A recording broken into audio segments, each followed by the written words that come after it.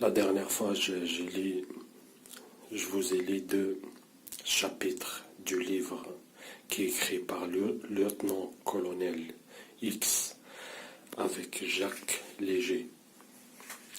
Le livre s'intitule Mission, méthode, technique spéciale des services secrets au XXIe siècle, contre-espionnage, sécurité intérieure, manipulation, guerre de l'information, révélation d'un cadre des services secrets.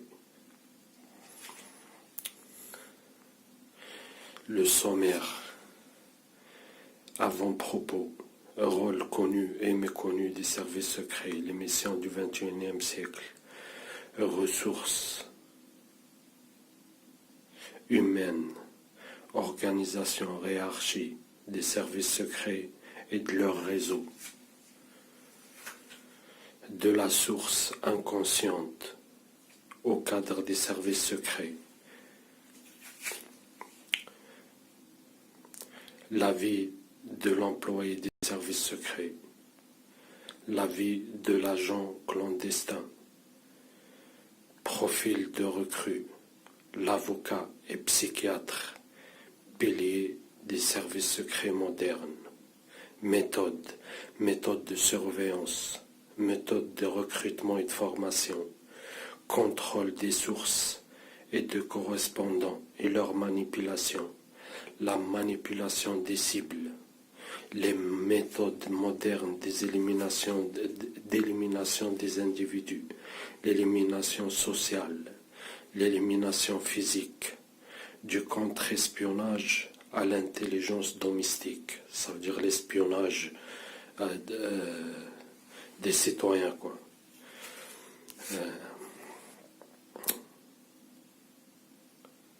Influence, manipulation des groupes d'individus, influence et contre-influence, ça veut dire propagande et contre-propagande, de l'usage et de la surveillance de la culture, de l'usage et de la surveillance des médias de masse, de l'usage et de la surveillance d'Internet. Conclusion, service secret, un monde sans loi. Je rajouterai moi, ni foi. Cette fois, je vais vous lire un autre chapitre qui parle de les avocats et les psychiatres, piliers de les services secrets modernes.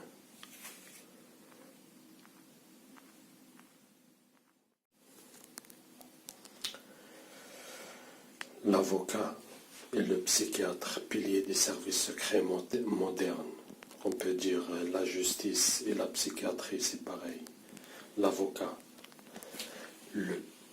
la principale préoccupation commune à tous les services secrets est de ne jamais laisser de preuves permettant de les désigner nommément comme les auteurs d'une de leurs missions, car un service secret ne fait jamais rien qu'il ne puisse nier plus tard, ce qui signifie qu'il doit quotidiennement renoncer à des actions qui serviraient pourtant fort bien ses propriétés, ses objectifs immédiats au futur, juste parce que celle-ci pourrait permettre de les désigner un jour comme son auteur.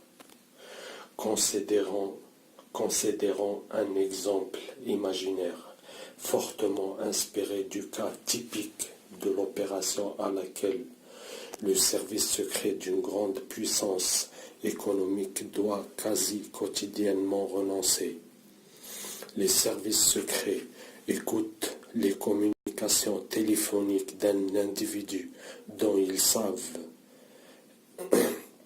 qu'il est l'auteur d'un trafic d'armes, comme ce trafiquant a des revenus connus et déclarés provenant d'une chaîne de pizzeria dont il est le propriétaire. Il n'est raisonnablement pas possible de tenter de le mettre hors d'état de nuire grâce à une enquête fiscale. À l'issue de 2 années de surveillance lourde, on n'a rien trouvé qui puisse prouver l'existence d'un trafic d'armes. Cependant, les écoutes téléphoniques ont démontré formellement que cet homme a mis en place un ingénieux système qui lui permet de mettre une partie de la recette de sa chaîne de pizzeria dans sa poche, sans la déclarer. La surveillance humaine de Visu a quant à elle permis de démontrer que l'homme consacre ses sommes d'argent non déclarées à des activités qui n'ont rien d'illégal et qui ne laissent aucune trace fiscale ou simplement comptable. Déclencher une enquête fiscale aléatoire et de routine ne permettent donc pas de trouver le truc que l'homme utilise pour détourner une partie de l'argent de son entreprise.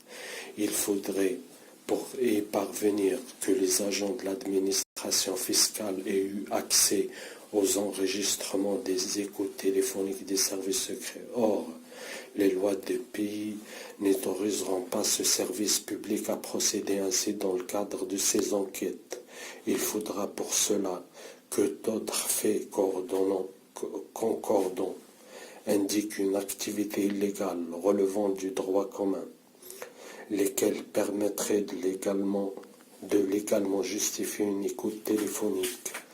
Sinon, son avocat lui recommanderait certainement d'impliquer les médias, qui ne pourraient faire la sourde oreille dans un cas de ce genre, pour faire de cette affaire un scandale, ce qui risquerait évidemment de déclencher une polémique nationale à propos des intolérables méthodes d'espions de l'administration fiscale, et dont on finirait par parler à l'étranger. Le trafiquant pourrait même attaquer l'administration fiscale en justice et obtenir de lourds dommages et intérêts. Il est à prévoir enfin que ceux sachant surveiller, ils mettent un terme définitif à ces activités de trafic d'armes, sans jamais avoir été inquiétés pour cela. Bref, pour les services secrets, faire usage de ces enregistrements d'écoute téléphonique comme preuve à charge mènerait à un puissant fiasco. Un service secret ne renoncerait jamais à poursuivre des investigations et une surveillance concernant un personnage tel que le trafiquant de l'exemple que nous venons de voir.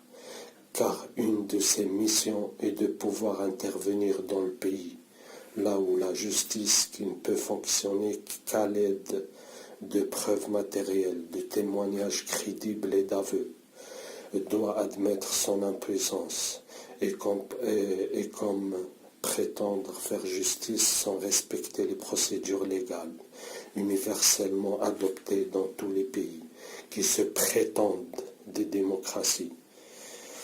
C'est se mettre soi-même dans l'illégalité et l'arbitraire.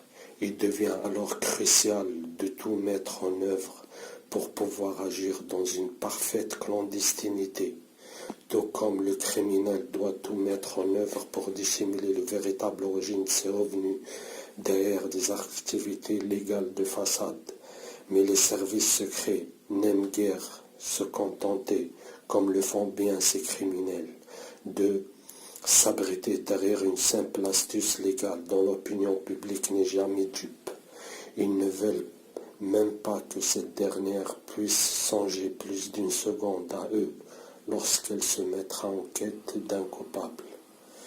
C'est pour cette dernière raison que le service secret emploie des avocats à plein temps, car de leur point de vue, il ne leur suffit pas de se préserver d'une accusation immédiate de l'opinion publique. Il faut également que leur opération clandestine et des fois illégale puisse résister aux enquêtes ultérieures de journalistes d'investigation comme à celles des historiens spécialistes, dont certains ont une grande connaissance de leur habitude et manière d'effacer leurs traces. Nous aurons l'occasion de revenir sur ce dernier point, en particulier dans les chapitres concernant la surveillance des médias de masse et de l'Internet. Il fut un temps, dans de nombreux pays, avant le boom de l'Internet, où il était relativement aisé pour les services de prévenir la révélation par les médias de leur pays comme par ceux de l'étranger, d'une affaire le concernant directement ou d'une autre concernant des personnalités en vue.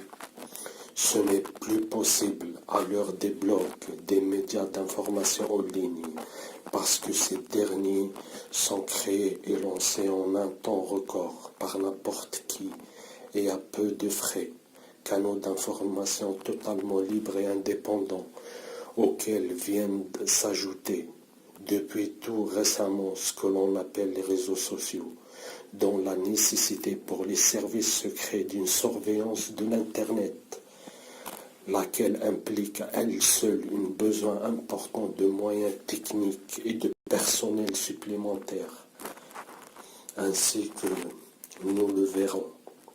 Sachant que les services secrets ne sont pas censés avoir à recourir aux services d'avocats devant les défendre devant une cour de justice, alors que la violation quotidienne des lois est le corollaire de toute leur mission.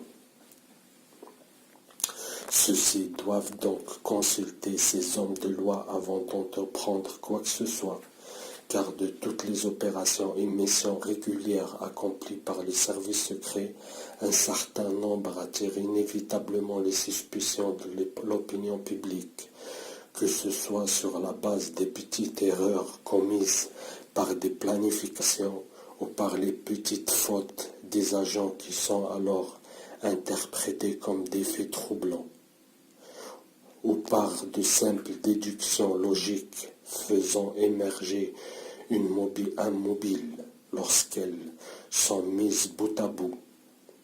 Ouais. De plus, ce que l'opinion publique sait ou croit savoir de tel ou tel service secret constitue pour lui-ci un handicap supplémentaire qui n'est pas toujours possible à surmonter. C'est aussi l'inverse qui se produit parfois, c'est le moment de le dire.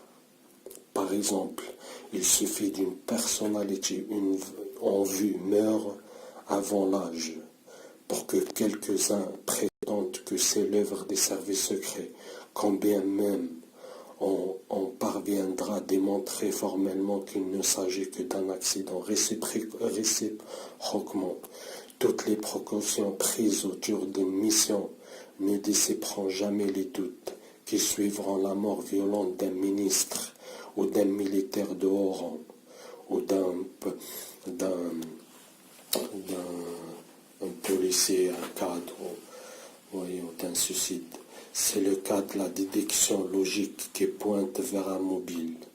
Dans ce dernier cas, les services secrets se trouvent dans la même situation que le criminel, connu de tous comme tel, qui doit se contenter de l'alibi des revenus légaux, venant diluer ceux qui ne le sont pas. Là encore, c'est un juriste qui sera chargé d'élaborer des prétextes recevables, des excuses pour tenter d'apaiser l'opinion publique pour les enfumer par la voix de quelques médias complices des services secrets. Là, c'est de la propagande de haut vol, entre parenthèses. Lorsque les services secrets repèrent un avocat ou un juriste fraîchement diplômé ou pas, en vue de le recruter pour en faire un de leurs employés à plein temps, ils attendent de celui-ci un service très particulier qui consiste exclusivement à contourner les lois, non à les respecter. Vous voyez, contourner les lois, pas les respecter, et non à les respecter et à les appliquer, à élaborer des alibis à l'avance, puisqu'il y aura forcément préméditation. Cette attente inhabituelle de l'homme de loi implique que ce dernier, lorsqu'il n'est encore qu'un recrue, ait également un profil psychologique bien particulier, ou soit un individu honnête, mais cependant d'accord pour admettre que la raison d'État prime sur les considérations d'éthique et de morale attendues par l'opinion publique. Entre parenthèses, raison d'État, sous couvert de raison d'État, beaucoup d'États, ils ont fait des gros crimes sous couvert de raison d'État. Sachant ainsi que nous l'avons vu, que les services secrets se sont considérablement développés en hommes et en moyens depuis la fin de la Seconde Guerre mondiale, et que l'intelligence domestique, ça veut dire l'espionnage de la population, est devenue leur mission principale. Vous voyez, on n'est plus dans l'espionnage de l'étranger, des pays d'étrangers.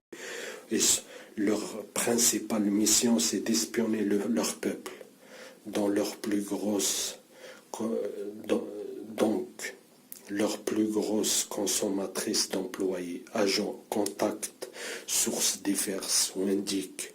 Il emploie couramment aujourd'hui un grand nombre d'avocats et de juristes à temps plein. Également, un certain nombre de ceux-ci, en tant qu'agents clandestins, agissent au grand jour dans un contexte juridique normal. Pour que le lecteur puisse se faire une idée de l'importance du rôle des juristes, avocats diplômés ou autres au sein d'un service secret moderne appartenant à une des premières puissances économiques mondiales, on peut évaluer le nombre de ceux-ci entre 200 et 600 individus employés à temps plein, sachant qu'un bâtiment de bureau ou une partie de cette catégorie particulière d'employés peut être rassemblée, peut compter jusqu'à près de 100 individus. Notons tout de même qu'une proportion relativement importante de ces personnels juristes se consacrent au droit international dans le cadre des missions récurrentes et d'opérations de toutes sortes à l'étranger. Il faut encore ajouter à ces nombres. Petit 1. Les juristes rattachés à certains départements ou secteurs d'activité spécifiques qui servent les besoins courants de ceux-ci, exclusivement juristes spécialistes du droit de l'affaire dans le cadre de la mission spécifique d'intelligence économique, entre autres exemples. 2. Tous les personnels qui, en raison de leur spécialité et rôle ordinaire, ont obligatoirement à se familiariser avec le droit pénal et les questions juridiques et fiscales générales, droit commercial, droit civil, droit du travail. Et c'est tout spécialement les cas des officiers traitants, par exemple, et parce que ceux-ci sont tout de même nombreux, car ces derniers agissent quotidiennement en marge de la légalité sur le terrain, ou carrément hors de l'égalité, hors d'un contact physique immédiat de collègues auxquels ils pourraient demander assistance à tout moment. 3. Presque tous les employés d'un service secret, parce que ceux-ci, sans être juristes, doivent avoir une connaissance du droit au-dessus de la moyenne, de celle de la population. Seul l'agent est abandonné à lui-même concernant cette matière. Dans une large majorité des cas, il ne reçoit de conseils que lorsque ces agissements risquent de nuire aux missions immédiates ou futures des services secrets en général ou de son officier traitant en particulier. On comprend dès lors que l'individu qui se trouve être la cible d'un service secret doit affronter un adversaire très difficile à atteindre, lequel a presque toujours l'avantage d'une stratégie à long terme, faite d'alternatives futures déjà envisagées, et chacune desquelles correspond à une réponse déjà planifiée.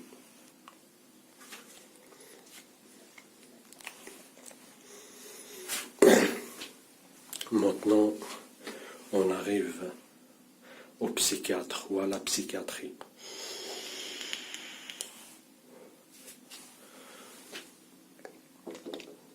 Le psychiatre, sachant que le facteur humain est toujours déterminant dans le cadre de la poursuite de toute mission des services secrets, même à une époque où la technologie semble bien souvent avoir pris le pas sur tout ce que l'homme peut faire.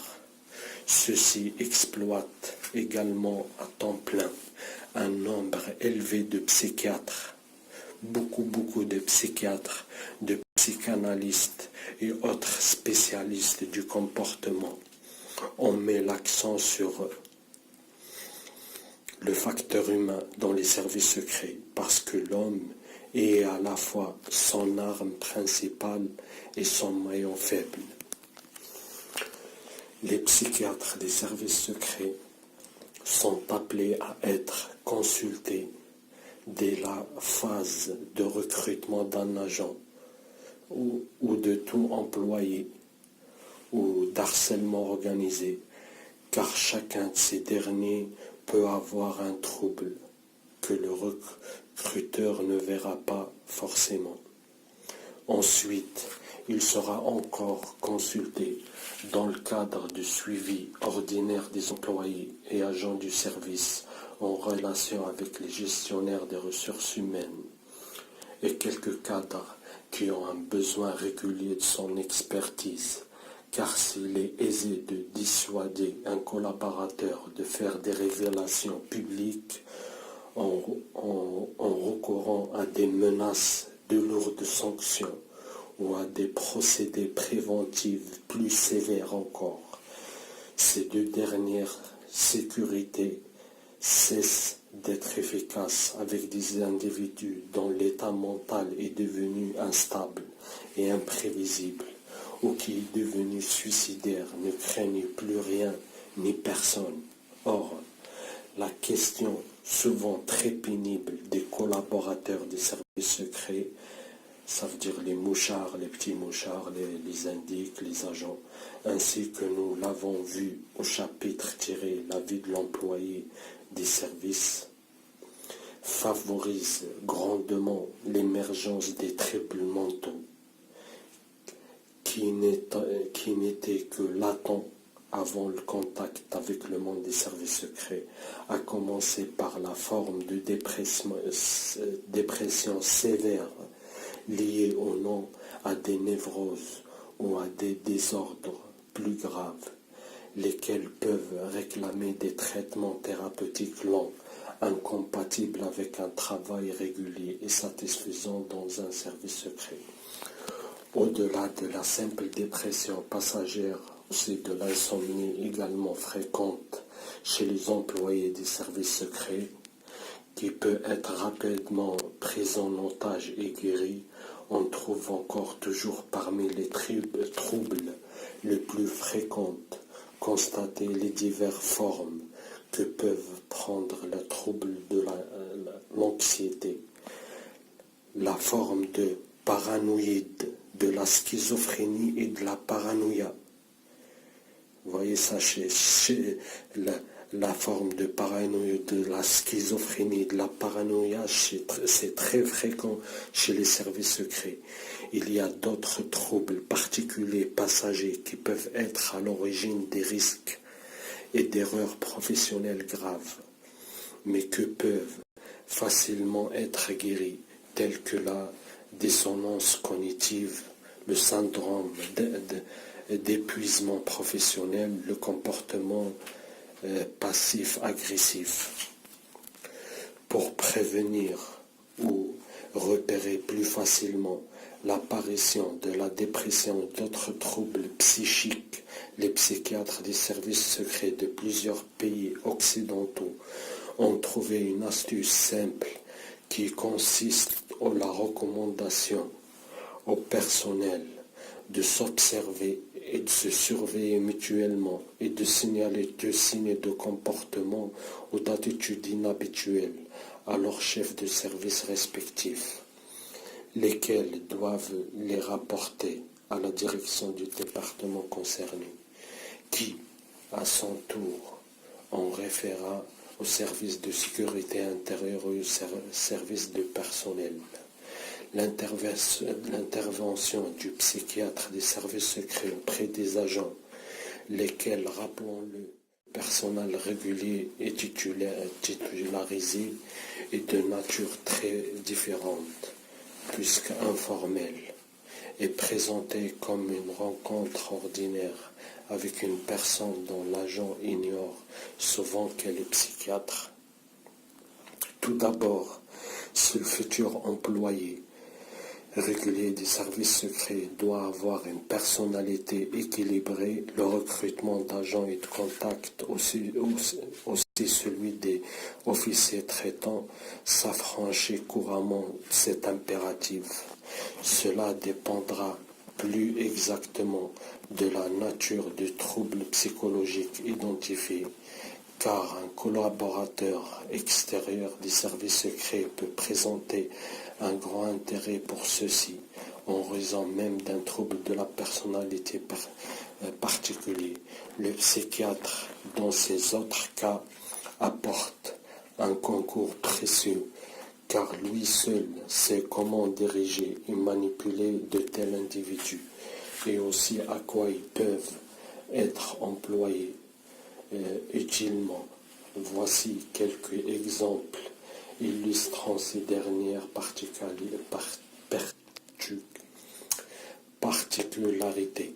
Un service secret a couramment besoin d'hommes de main dans le cadre des petites missions de harcèlement qui sont le lot régulier des services secrets de contre-espionnage.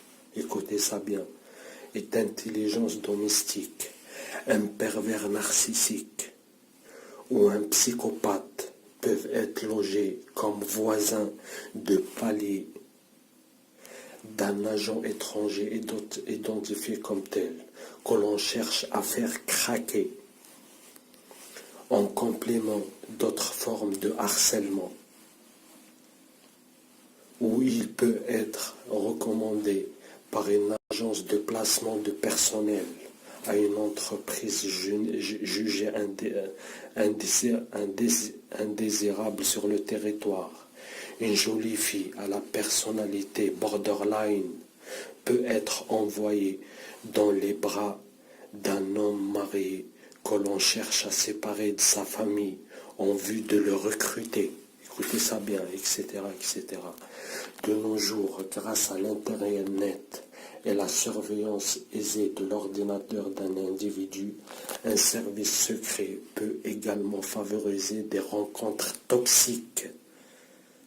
Ça me rappelle une histoire, ça m'est arrivé. En usant de ce moyen, enfin,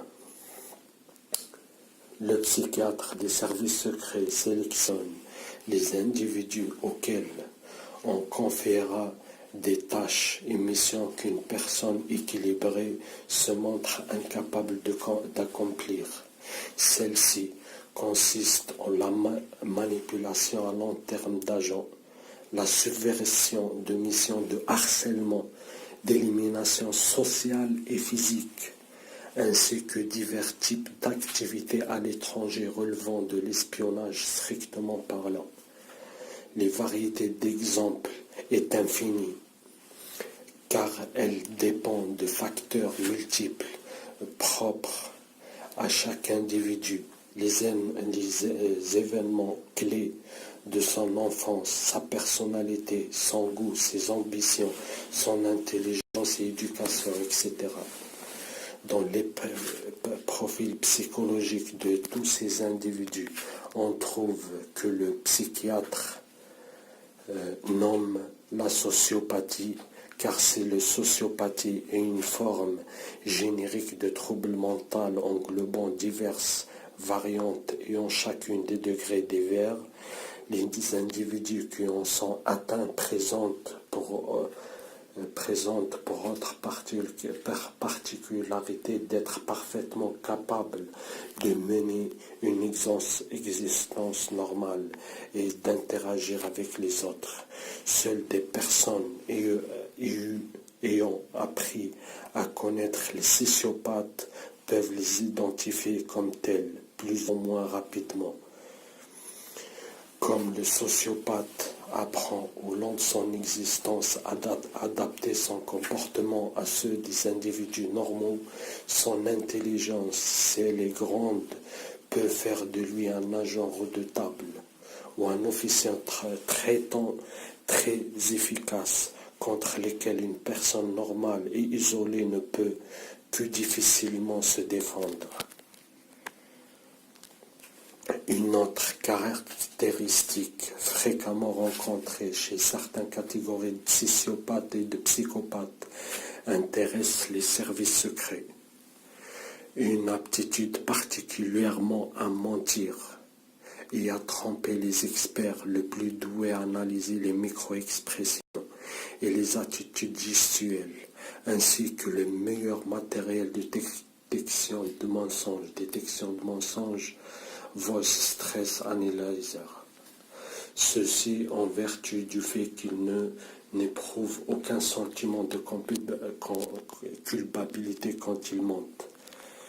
Les psychiatres des services secrets sont toujours consultés avant l'envoi d'agents à l'étranger et toujours aussi dans le cadre des opérations de recrutement de ressortissants étrangers comme agents ou sources ayant des responsabilités importantes ou simplement susceptibles d'être utiles en raison de leur activité professionnelle ou relations personnelles.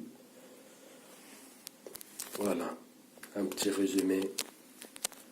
Déjà là, on apprend beaucoup de choses.